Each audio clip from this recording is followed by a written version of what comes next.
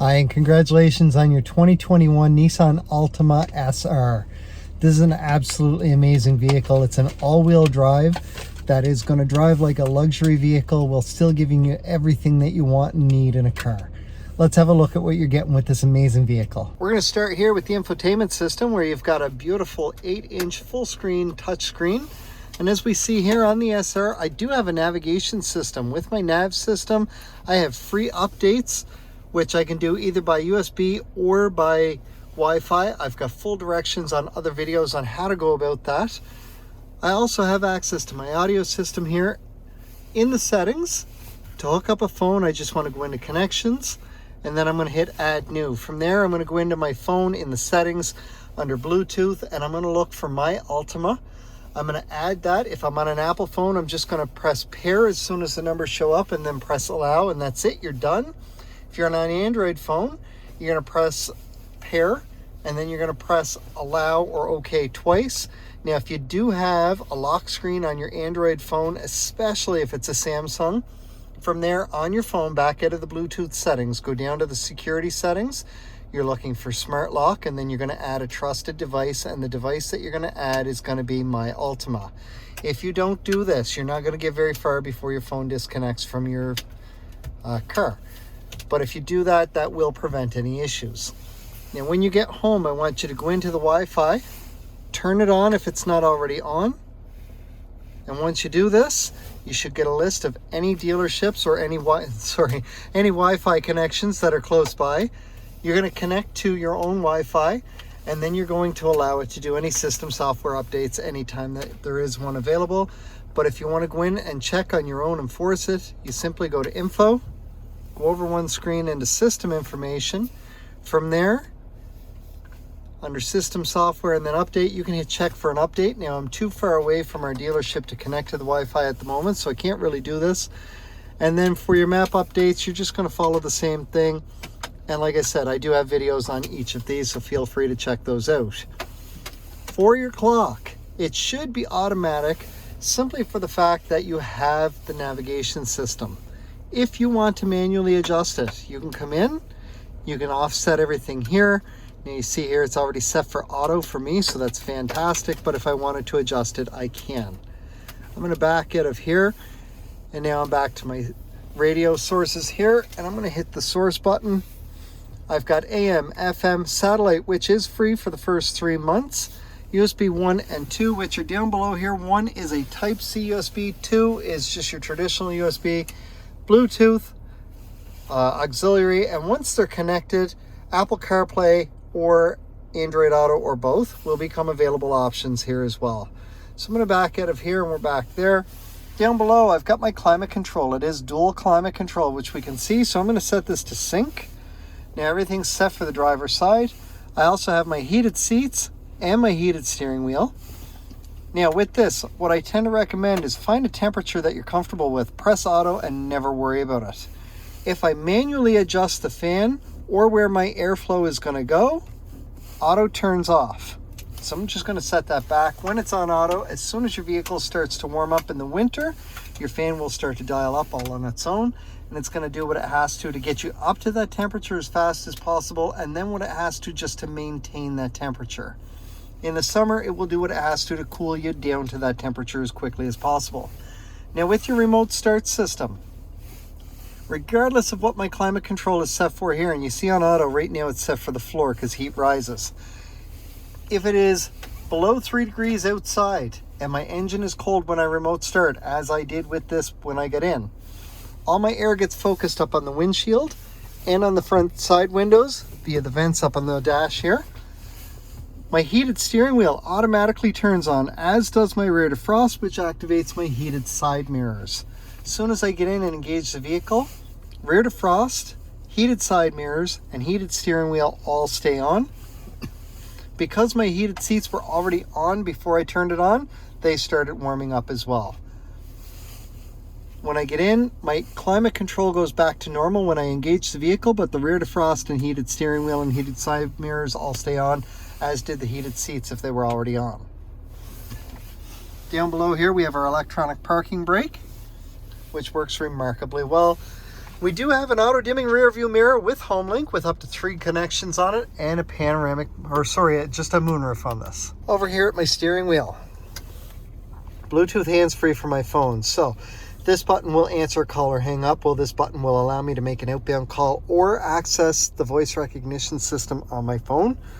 I can also set my navigation with this simply by pushing the button. Please say or select a command. Navigation. Navigation. Please say or select a command from the displayed list. Street address, 60 Baker Drive, Dartmouth, Nova Scotia.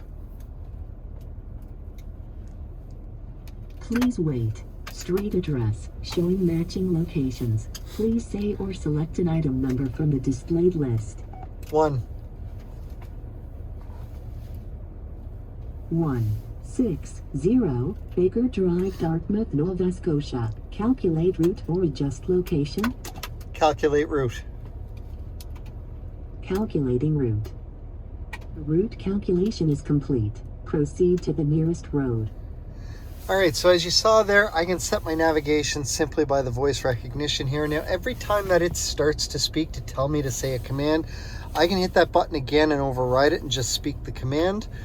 But until you're familiar with it, you're really not going to want to do that a whole lot. So we're going to cancel out of here. That's all good. This button's going to turn on my cruise control, which I can then set, resume, cancel, increase the speed or decrease the speed over here. Now, with this, I do have paddle shifters that I can shift manually within the SR, because this is more of the sport edition here, to which there is a sport mode button on the back of my gear shift here. So if I go down to drive and then push in that button, I see an S for sport, or I can turn it back off. On the left side of my wheel, I have my volume for my radio.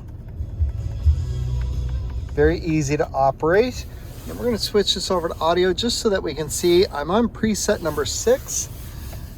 These 2 buttons here are going to go through my presets, which will also show up on my dash here. So if I hit the left button, I go back. If I hit the right button, I move up. Very, very easy to access everything. My OK button with the arrows around it is going to be to change my driver assist display screen up here. This is also the back button down here, which we'll need on a couple of these screens as well. My home screen, which is what I'm on right now, shows me a compass, a digital speedometer, and my radio info. Now, if I go over to the right, I can see my average fuel economy, which is running exceptionally high, and we'll see why in just a moment. Next screen over to my right shows me exactly why. We've gone 23.1 kilometers in 3 hours and 34 minutes. So I'm going to press and hold the OK button to reset that, and we're going to go back and press and hold the OK button to reset the average fuel economy.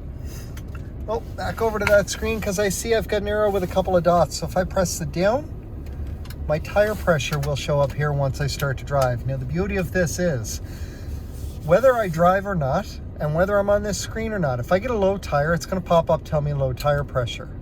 From there, it's going to tell me which tire is low and what the exact pressure is.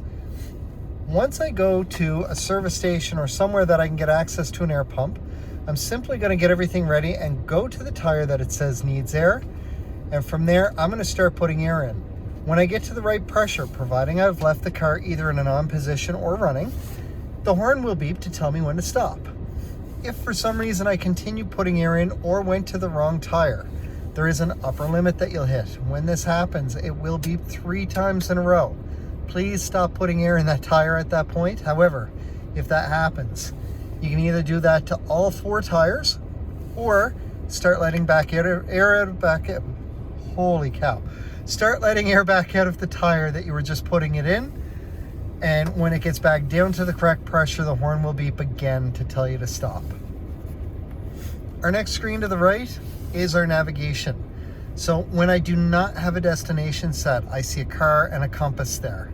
When I have a destination set, this is going to change to show me an arrow going either up to the right or up to the left or straight, depending on the direction of my next turn, and it's going to count down the distance on my screen here so that I know where I'm going.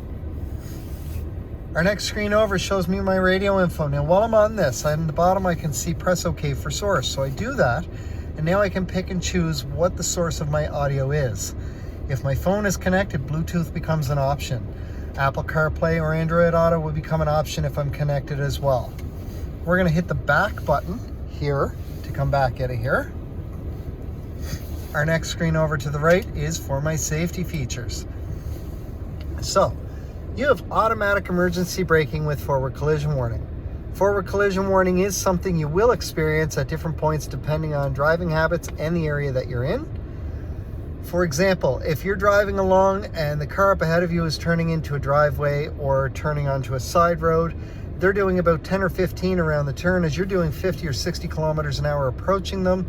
Inside the vehicle, as soon as your car gets close enough that the radar in the front picks up on them and now sees that you're closing that gap really fast, it will beep at you inside the vehicle and it will flash a warning up on the screen here. Now, depending on how close you are, it'll either be a red or a yellow warning. As soon as they round the turn, all of that turns off because the vehicle's out of the way and you continue on like nothing ever happened. However, if you're driving along and the vehicle ahead of you piles on the brakes, or maybe you're just not fully paying attention and approaching a red light and everybody's parked and you're now closing that gap really fast, inside the vehicle it will beep at you. The gas pedal will push back against your foot a little bit, although you're not going to feel it because your foot's going to be lifting to go to the brake as the beeping happens. That warning is still going to flash on the screen, and that's going to be all dictated by how close you are. From there, the brake will start to apply itself if need be, just to help or avoid an oncoming collision. Now, during that process, as soon as your foot is on the brake, that whole system shuts down because you are in total control of the vehicle.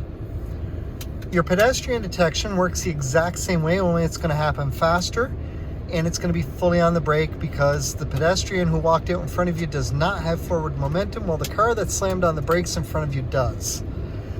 Your lane departure warning is going to vibrate your steering wheel if you're traveling 60 kilometers an hour or faster and start to drift out of your lane. Your blind spot indicators are up on the inside of the vehicle. They will light up a dull orange and stay lit up as long as part of the vehicle is in your blind spot. Now, if my driver's side is lit up and while it's lit up I signal to go left, this is going to start flashing at me, and at that point it will beep at me inside the vehicle. Rear cross traffic detection is for when you're backing out of a parking spot. If there's anything coming at you within approximately 2 car lengths inside the vehicle, it will beep at you, and whichever side the movement is coming from, the blind spot indicator on that side of the vehicle will be flashing to let you know there's something coming at you from that direction.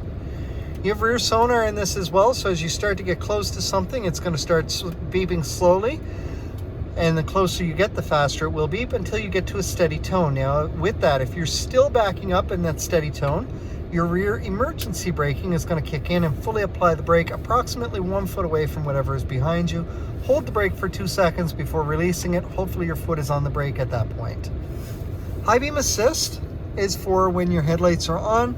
You can push your signal indicator up into the high beam position.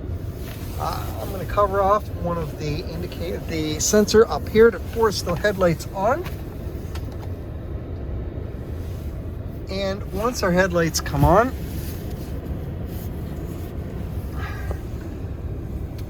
if I move into the high beam position, I can see a little, what looks like a green bullet with an A in it. With your high beam assist, if there is anything ahead of you while you're driving at nighttime and that's on, inside the vehicle, it will automatically turn off the high beams for you. The moment that there's nothing in front of you, they'll come back on all on their own. Our next screen over here is our settings. So with the settings, there's a couple things I like to adjust in here before anybody takes a vehicle off the lot. I want to go down to the vehicle settings. Now, by default, Nissan vehicles will automatically unlock the door as soon as you turn the vehicle off, but most people prefer it to happen as soon as you shift into park. So we're going to set that, and then we're going to back out of there. We're going to go to wipers and make sure that they are speed dependent. And then we're going to back out. We're going to go into maintenance, and we're going to set our oil and filter maintenance. If somebody's got this one set for 8,000, it's actually 16,000 kilometers on the Altima like it is on the Sentra. So we'll set that there, and we'll back out of there. That is about the only thing that I typically change on this. So we're going to head back over. Down below here, we've got our trunk release. I've also got my dash brightness for when my lights are on, and my trip reset is for right down where it says 23 kilometers for my odometer. If I press it once, I see 20.7. I'm going to press and hold to reset. Same thing for trip 2, and then back to where we started. A couple last things before we finish up here. We do have a key fob because it is a push button ignition. So with that, on my key fob, I have my panic button, my trunk release, unlock, lock, and remote start. And to work my remote start, I'm going to press the lock button, then press and hold the top button for 5 seconds. It will remote start your Altima from up to 200 feet away. From there, it's going to run for up to 10 minutes. If you do not get in and engage the vehicle within 10 minutes, it'll turn back off. At that point, you can either redo it, or if you notice that you're running behind and you're not making it out within the 10 minutes, you can add an extension on that by hitting the lock button and holding the top button for 10 seconds or 5 seconds. It will add an additional 10 minutes to the count from wherever you're at. So for example, if it's been running for 8 minutes, it'll now run to the 18-minute mark. If you try and do this and then do it again right away, it's only going to run to the 11-minute mark. You can do 2 remote starts or 1 extension without ever getting in. After that, once you get in, you do need to get in and engage the vehicle and drive it and get up to at least 30 kilometers an hour. Otherwise, it will not reset for you. Now, if you're in the house and you've remote started it and decide that you don't want to go anywhere, you can press and hold the top button for 2 seconds and that'll turn it back off. Now, because it is a key fob, there is a battery inside. That battery typically lasts 2 to 4 years. Your first indication that it's time to change your battery is you'll get in, and it's either going to tell you right up on the screen here that your key fob battery is low, or you'll go to start the vehicle and it will pop up and say incorrect key ID. Don't panic, you still have your key on you. It wouldn't pop up with that message otherwise. However, let the message go away and then you can try again and it should start. The longer you go without changing your battery at that point, the more frequently that message will pop up until it almost seems like it's impossible to start. At that point, if you hit there or your key fob battery is just dead, on the back of the key, there is a little switch. And if I push that, I can see there is a key for the driver's side door. Once I open the door and hop in, I'm going to take my key fob, take the Nissan emblem, and use that to press the start button in with my foot on the brake. To switch out your battery at this point, because it will need to be switched at that point, you're going to want to pop the key out and then fit something flat into one of those 2 recessed areas there. Give it a little twist, it will pop open. From there, the battery that's inside looks like a watch battery, only a little bit larger. They typically run about $6 or $7. You can get them at your local drugstore or your big box store, wherever you want. Please do not buy the dollar store batteries. I'm not discounting the dollar store, but the batteries that you get for these typically only last 3 or 4 months, where if you pay the $6 or $7, it'll last another 2 to 4 years. If you don't want to do it yourself, take it to any Nissan store and they will do it all for you down in the parts department. They'll pop it all apart, they'll test the battery, make sure that everything's good with it, put a new battery in and put it back together. It's typically only about $1 or so more than what it would be to do it yourself. Congratulations again on your 2021 Nissan Altima SR. This is an unbelievable vehicle. I love the way that this drives. It's unreal in the snow, and it's a very luxurious drive with a ton of features on it. I know you're going to love it, but if you still have any questions after going through everything here, please don't hesitate to reach out. You can call, text, email, or stop in to 60 Baker Drive. That's O'Regan's Nissan in Dartmouth, and we'll do anything that we can to help you out. I hope to hear from you when it's time for your next vehicle, and if you're in for your regular maintenance, please pop by and say hello.